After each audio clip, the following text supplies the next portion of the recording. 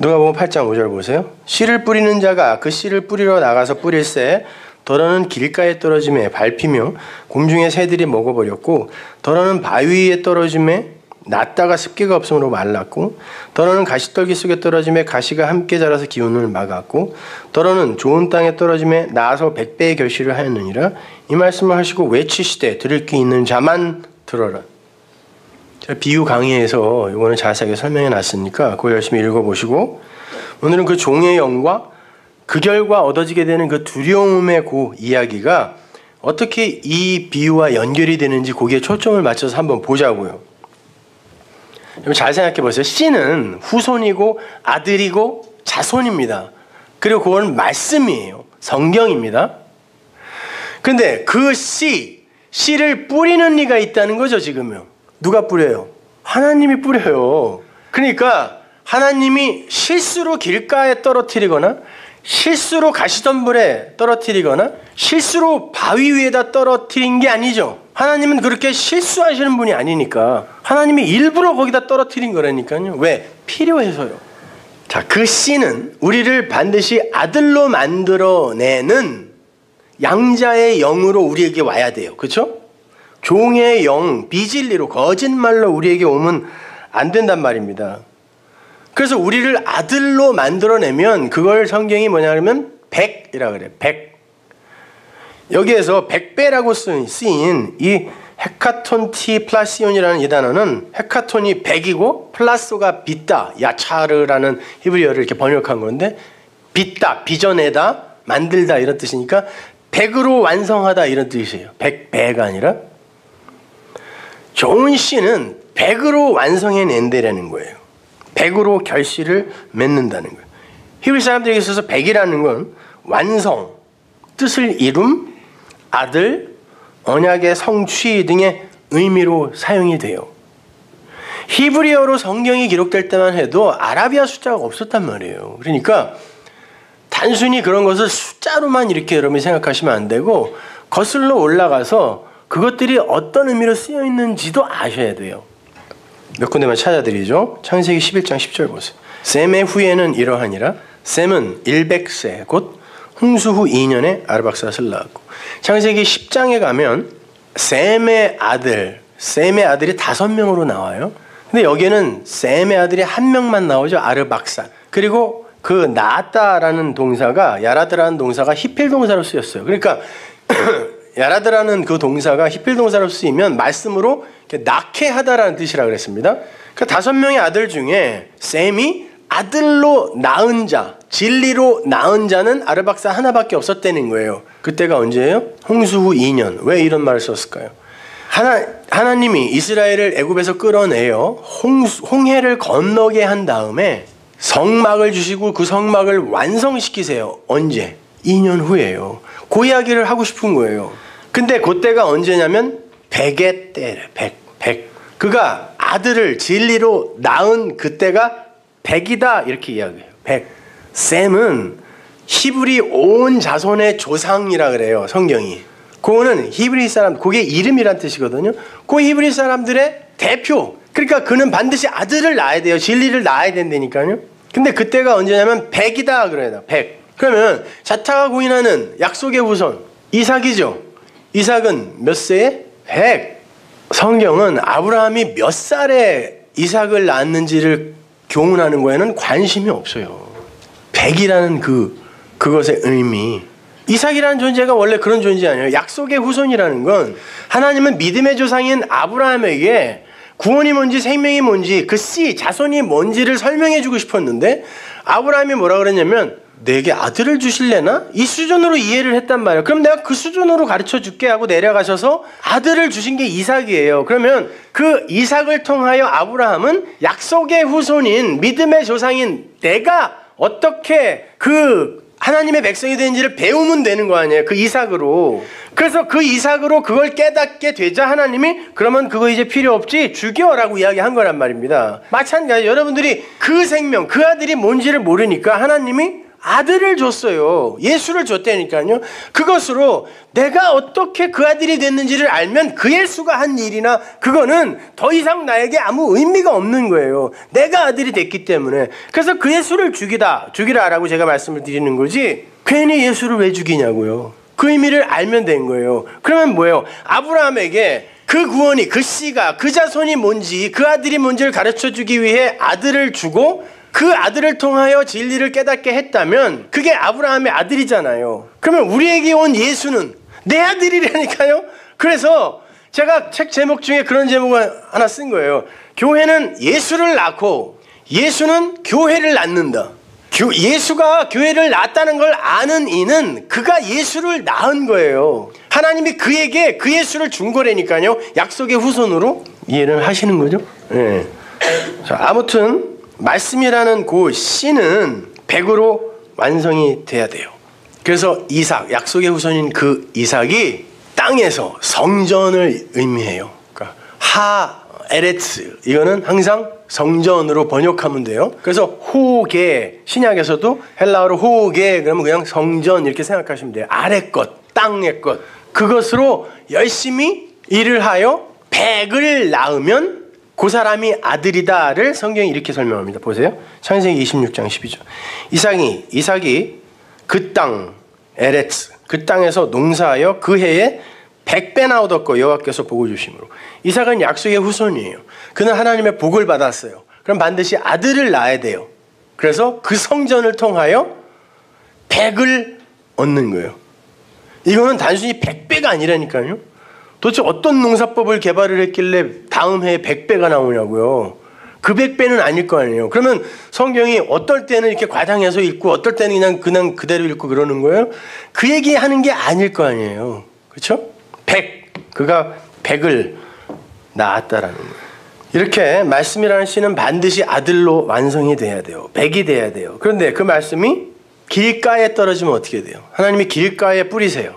길은 뭐죠? 예수님이 자기의 이름으로 말해준 거예요. 호호도스. 내가 길이야. 근데 그 파라, 그 길 멀리도 아니야. 그냥 옆에 떨어져 버리면 어떻게 돼요? 파라볼레가 비유죠. 비유가 뭐예요? 옆에다가 떨어뜨려주고 그것으로 이것을 알으라고 준 게 비유예요. 그래서 파라가 거기 쓰인 거 파라볼레. 파라 호호도스. 길 옆에다가 뿌려주고 그 길을 알면 돼요. 근데 그 길 가운데 떨어지면 그게 진리죠. 근데 길 옆에 떨어진 걸 그냥 그것대로 받아들이면 그걸 율법이라 그래요. 길 가운데 떨어진 게 아니라 파라, 옆에 떨어져 버린 걸 그냥 그걸로, 껍데기로, 비유로 알아버리는 거. 거기엔 내용이 있는데 그러면 뭐가 와서 먹어버린다고 그래요? 공중의 새. 공중의 새는 항상 성전이에요. 그죠?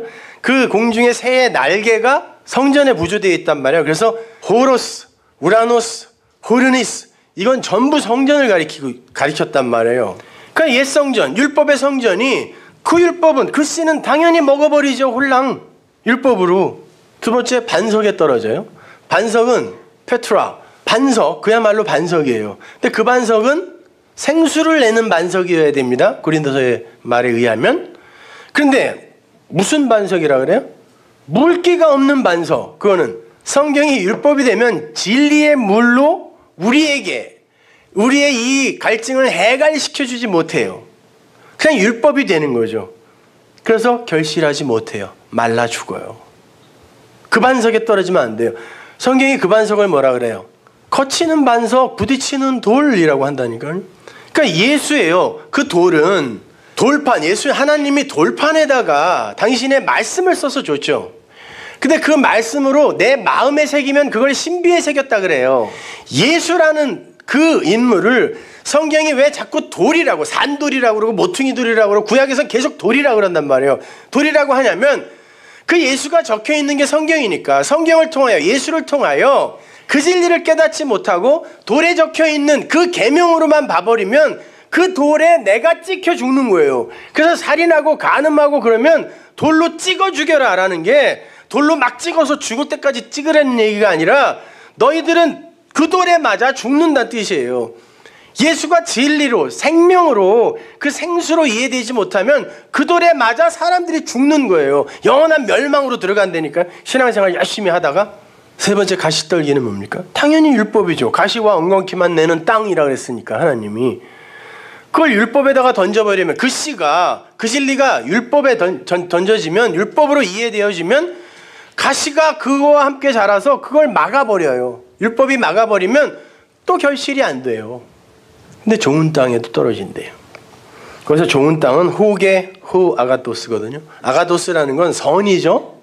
선인데 성경에는 칼로스와 아가토스라는 단어가 두 개가 나와요. 선이라는 단어가. 근데 칼로스는 이렇게 밖으로 드러난 선 있죠. 보이는 나타난 선. 아가토스는 그 선의 실체를 아가토스라 그래요. 근데 후게 아가토스 성전인데 그것이 진리를 담고 있는 성전이네요. 후 아가토스니까. 근데 그 안에 말씀이 떨어지면 그건 그야말로 진리 아닙니까? 그래서 그건 백이 된다 이런 말이에요. 백으로 완성된다. 아들로 완성된다. 씨는, 아들은, 성경은, 말씀은 그렇게 진리로 보아져야 되는 거란 말입니다. 들려져야 하는 거란 말이에요. 누가복음 8장 15절 보세요. 좋은 땅에 있다는 것은 좋은 땅에 뿌려졌다라고도 하지 않아요. 그 좋은 땅, 호게호 아가토스, 그 안에 있는 씨는 이런 말이에요. 그 안에 있는 것은 착하고 좋은 마음이다. 착하고 좋은 마음이 칼로스, 카이 아가토스예요. 그러니까 아가토스는 위의 것, 칼로스는 아래 것이라 그랬어요. 그래서 아래 것으로 위의 그 참선을 진짜 알아버리면 그걸 성경이 좋은 마음이라 그래요. 새 언약에서 하나님이 내가 새 마음으로 바꿔줄게 라고 한 그 마음이 이 마음이라니까요. 새 마음으로 바꿔줄게. 좋은 마음, 착하고 좋은 마음이라 그래. 그들은 진리를 씨로 가진 자가 되어서 말씀을 듣고 들리는 거예요. 진리로 듣는 거죠. 그죠? 듣고 지키어라는 말이 keep이라는 말이에요. 마음으로 갖고 이런 말. 말씀을 들어 그 말씀을 마음으로 갖고 인내로 결실하는 자다. 백이 되는 자예요. 열매가 되는 거예요. 아들을 낳는 거죠. 그런데 중간에 결실 그 전에 인내라는 과정이 들어가 있네요. 휘포모네. 휘포는 어디 아래니까 휘포모네라는 건 아래 것을 가지고 아래 것 안에 갇혀서 몸에 갇혀서 위의 것을 추구하며 그 위의 것이 오기를 기다리는 그 삶 전체를 인내라 그래요. 휘포모네. 이 악물고 견디는 걸 인내라고 하지 않고 아래 것 안에 갇혀서 그게 얼마나 힘이 들면 아래 것 안에 갇혀서 그 위의 것을 알아버렸는데 내가 여전히 아래 것 안에 갇혀서 거기에 또 가끔 휘둘리고 흔들리고 그러네. 그 삶이 얼마나 힘들면 그걸 휘포모네 인내라 그래요. 그러니까 인내는 내가 하는 게 아니라니까요. 내 열심, 내 능력으로 하는 게 아니라 하나님께서 끌고 가는 아고의 삶 전체가 인내예요. 휘포모네. 그래서 끝까지 이기는 자는, 인내하는 자는 하나님께서 상 준다 이런 말이 하나님의 백성은 그 인내의 삶을 살 수밖에 없다는 말이에요. 잘 견뎌 그러면 상 줄게 이런 말이 아니라 그렇게 말씀이라는 씨에 의해서 아들이 되는 걸 씨의 생명력이라 그래요. 탄생을 하게 만드는 거죠. 생명력이라고 그러고 그 아들 안에 완성된 언약의 그 완성으로서의 그 진리, 그 언약의 완성으로서의 그 진리를 뭐라 그래요? 우리 산상순에서 배웠잖아요. 소금이라 그래요. 소금 언약 배웠죠? 너희들은 세상의 소금이다 빛이다.